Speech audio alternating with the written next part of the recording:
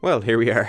This video's been a long time coming, and in large part that's down just to general laziness on my part, but also a large amount of writer's block as well when it came to a subject like this, because this is the topic I wanted to approach as best as I possibly could, and to give a in-depth analysis into a game that really is probably one of my favourite in the Halo series.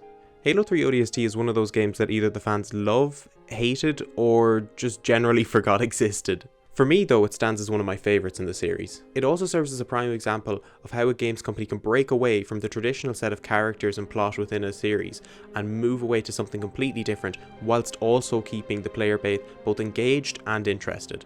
In this video I hope to go over some of the reasons as to why ODST is one of my favourite titles in the Halo series, focusing on its well-paced story, its simple but effective characters and arcs, and of course its masterclass in ambience and direction.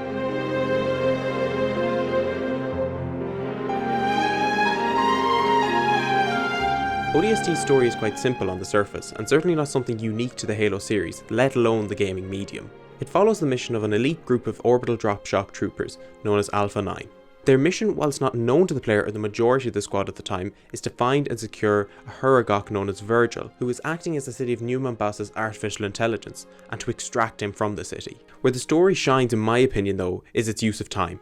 The campaign itself only takes about 3.5 hours, but when I talk about time being done well in this game, I'm specifically talking about the way in which the game uses in-universe time. So while you may only play for 3.5 hours, in-universe time you will play as the Rookie and the rest of Alpha 9 for approximately, excluding the epilogue, 12 hours. And whilst on the surface that may seem like a lot of time, in comparison to other Halo titles which have you inhabiting the role of the Master Chief, Noble 6, etc., in comparison to those titles, that time is quite low. This, in my opinion, benefits the title immensely, and I think it was intentional on the writer's part.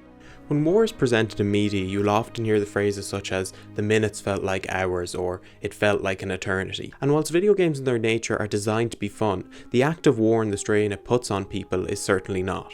Being accustomed to equating player time with in-world time, the 12 or so hours that you inhabit the role of characters within ODST feels a lot longer than it actually is. And this helps to portray the idea that time is passing slower than usual. The sort of simple opening block segments for each of the preliminary missions in the game that show you how long after the drop you're inhabiting a certain individual bring forth this sort of idea of jumbled up time, and while intentional or not, very much brings forth this idea of the minutes felt like hours and vice versa. Equally, at the end of the story, the short amount of time we've actually spent with these characters is highlighted by Buck's remarks, "It was a hell of a night." What can I say? It was a hell of a night.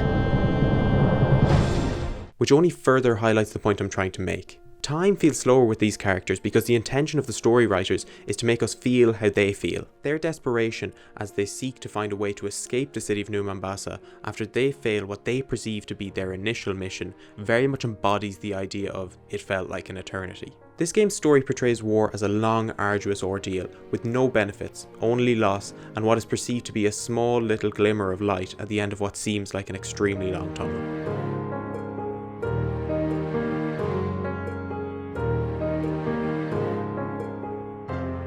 Where do I start with the characters in this game?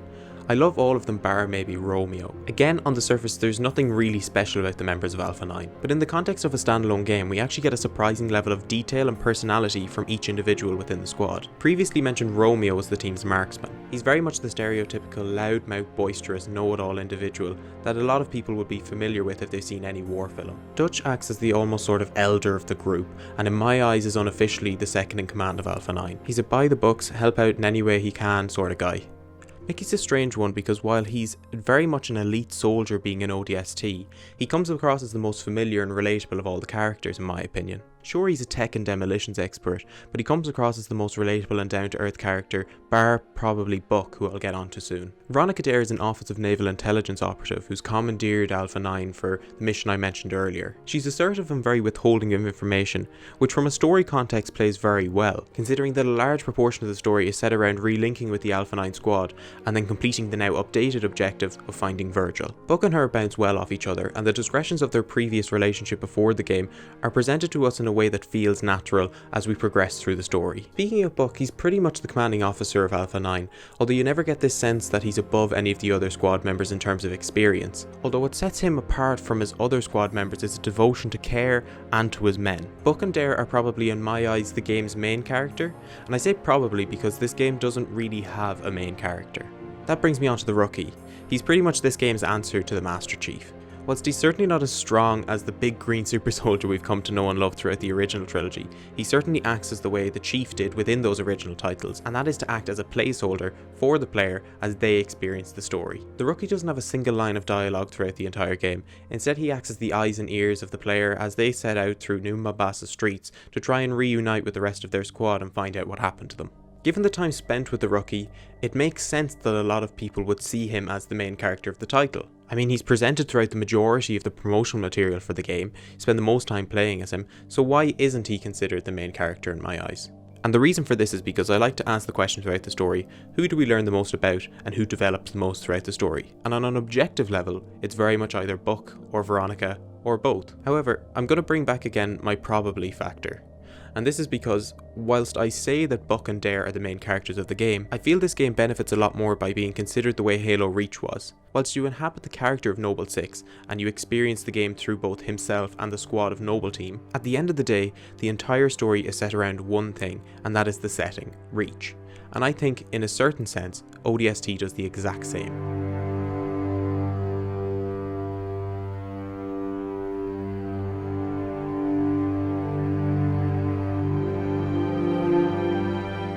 Where do I start when it comes to atmosphere in this game? ODST is the first time the Halo series has ventured into what I would call a hub world. And when I say hub world, I don't mean it in the traditional sense of a base or a singular safe area in which you spend most of your downtime throughout the game.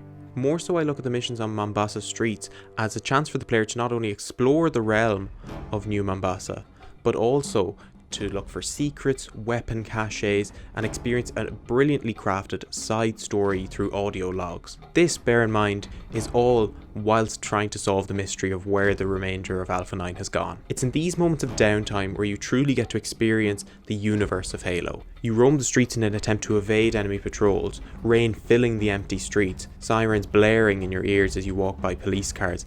This game in its own is a true marvel in visual storytelling. Walking through a city and walking into building to see graffiti painted on the wall of what was once a vibrant city, now just a derelict ghost town. To then go through a mission and find the remains of brute and elite corpses on the ground to illustrate that the Great Schism has already begun, allows the player to experience the story much more enjoyably than if it was just read out to them through dialogue.